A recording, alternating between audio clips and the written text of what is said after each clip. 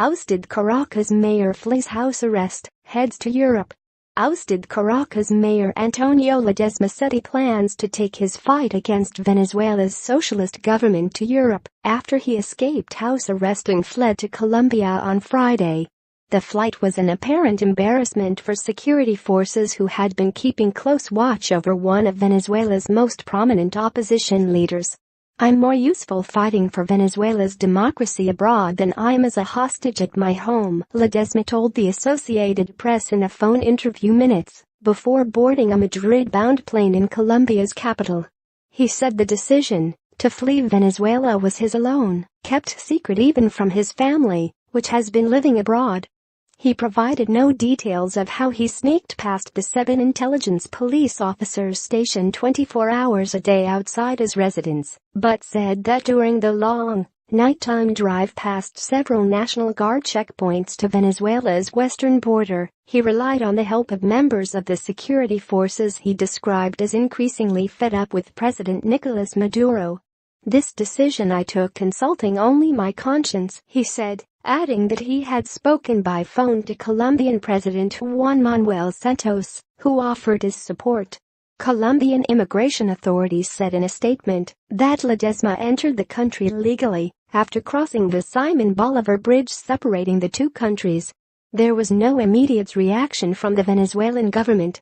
As Venezuelans were waking up to the news of Ledezma's escape and resurfacing in Colombia, several heavily armed police officers surrounded his residence in Caracas. Ledezma, 62, was removed as mayor of Caracas and detained in 2015 on charges of plotting to oust Maduro. After a few months in jail, he was released and placed under house arrest due to health issues. He was one of the leaders of anti-government protests that rocked Venezuela in 2014 that also led to the jailing of other prominent opponents, including his former cellmate Leopoldo Lopez, who remains under house arrest. He said the decision to abandon his homeland was driven by unspecified threats intended to force the opposition to resume politically fraught negotiations with the government. Ledezma was forcibly taken from his home in the middle of the night in August and thrown back in jail for a few days as the government cracked down on opponents following criticism of a vote granting the ruling party nearly unlimited powers. Ledezma has adamantly criticized other members of the opposition alliance for being too accommodating with the government. Lawmakers from his Alliance for the Brave People political party were among a small group of hardliners who this week formed their own parliamentary bloc after the main opposition alliance sent representatives to the Dominican Republic to discuss an agenda for future talks with senior officials. Those negotiations are slated to begin December 1 under international mediation from 6 nations, including Maduro's leftist allies Nicaragua and Bolivia. "I've never been an enemy of dialogue, but these talks are a joke," Ledezma said. Having outlasted months of deadly unrest and consolidated his grip on power, Maduro is hoping he can convince the opposition to sign off on plans to restructure Venezuela's foreign debt as U.S. financial sanctions exacerbate the country's economic misery. Years of mismanagement and decline in oil output have brought Venezuela's economy to its knees, with inflation running in the triple digits and many people struggling to eat 3 meals a day.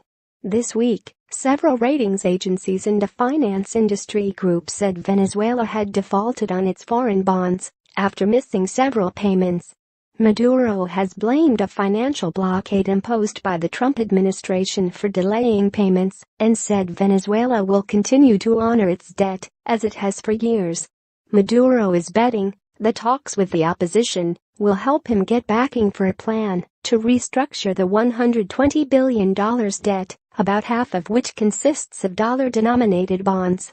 Meanwhile, his opponents want guarantees that presidential elections scheduled for next year will be fair and transparent after widespread international condemnation of vote rigging in recent gubernatorial elections that pro-government candidates swept despite widespread rejection of Maduro. Hundreds of thousands of Venezuelans have crossed into Colombia fleeing their nation's volatile economy and political hostility in recent years, many crossing through the same bridge that Ledezma took. Thousands of others crossed through hundreds of trachas, unpaved dirt roads along Venezuela's porous 1,370-mile, 2,200-kilometer border with Colombia. In August, Venezuela's ousted chief prosecutor, Luisa Ortega Diaz, came to Colombia after first fleeing to Aruba. Other opposition leaders and magistrates have also sought refuge in the neighboring Andean nation.